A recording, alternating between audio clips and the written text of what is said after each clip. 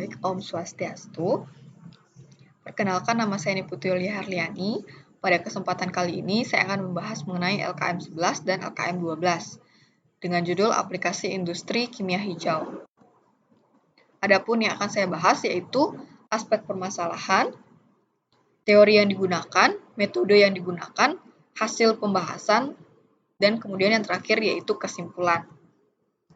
Yang pertama, aspek permasalahan. Jadi pertumbuhan ekonomi global yang fenomenal dan peningkatan standar hidup yang berkelanjutan terjadi pada abad ke-20. Kebutuhan yang tak terduga timbul untuk mengurangi pengeluaran energi serta produksi limbah di mana terjadi pertumbuhan ekonomi yang semakin kompetitif. Jadi salah satu pendorong inovasi industri teknis dapat bekerja demi kelangsungan keselamatan konsumen dalam lingkungan yang aman dan sehat. Jadi kimia hijau merupakan konsep yang paling menarik untuk mencapai keberlanjutan. Nah, teori yang digunakan yaitu yang pertama ada pencegah timbul limbah. Jadi lebih baik mencegah daripada menanggulangi limbah. Yang kedua, bahan baku terbarukan. Jadi bahan mentah atau bahan baku harus bersifat terbarukan. Bukan bahan habis pakai yang akan terus menipis dan mahal secara ekonomis.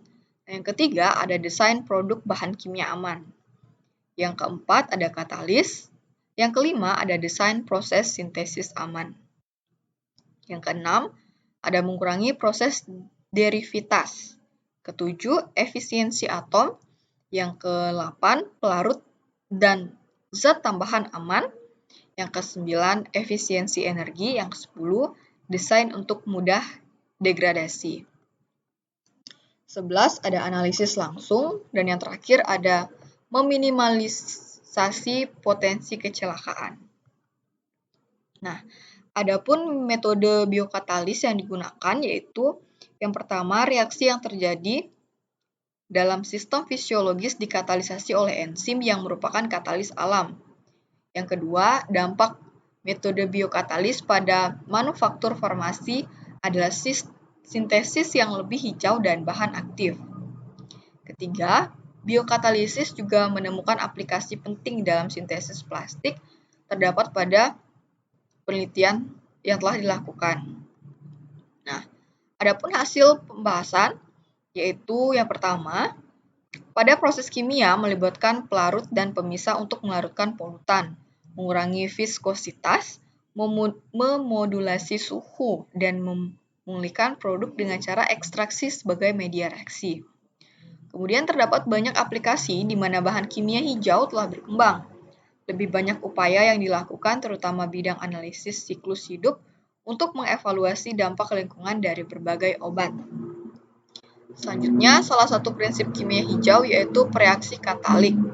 Mengembangkan katalis yang dapat didaur ulang dan dipulihkan dengan penambah profil hijau dari sebuah teknologi.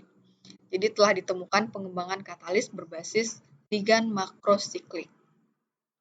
Nah, kesimpulannya, kimia hijau memiliki potensi yang melekat untuk menjembatani kesenjangan antara masyarakat dan sains.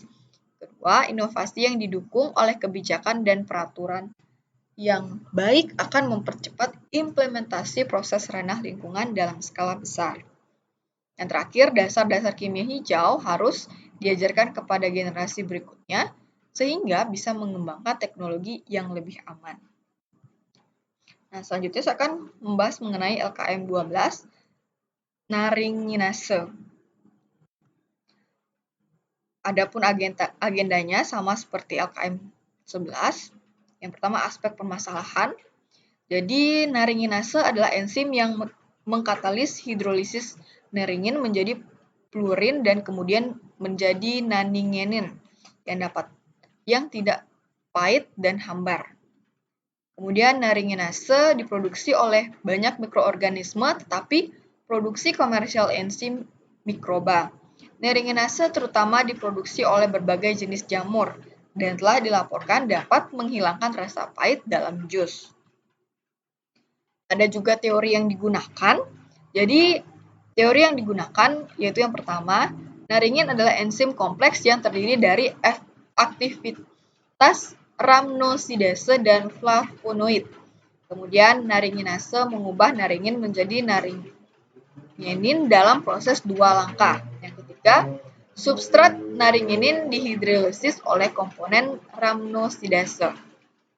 Nah, adapun metode yang digunakan metode 2 dan kemudian hasil dan pembahasannya yaitu naringinase adalah enzim yang mengkatalis hidrolisis naringin menjadi prurin. Kemudian naringinase yang dihasilkan dari jamur telah digunakan untuk menghilangkan rasa pahit. Kemudian rhamnosidase yang bekerja pada naringin untuk melepaskan prunindan. Nah, kesimpulannya, pada pasar jus buah jeruk mencakup proses ekstraksi dalam skala besar. Jadi naringinase ini digunakan untuk mengurangi rasa pahit pada jus. Naringinase memanfaatkan mikroba yang terbukti efektif dalam menghidrolisis naringin dan produksi yang dihasilkan. Jadi sekian yang dapat saya sampaikan. Mohon maaf jika ada kesalahan kata. Akhir kata saya tutup dengan para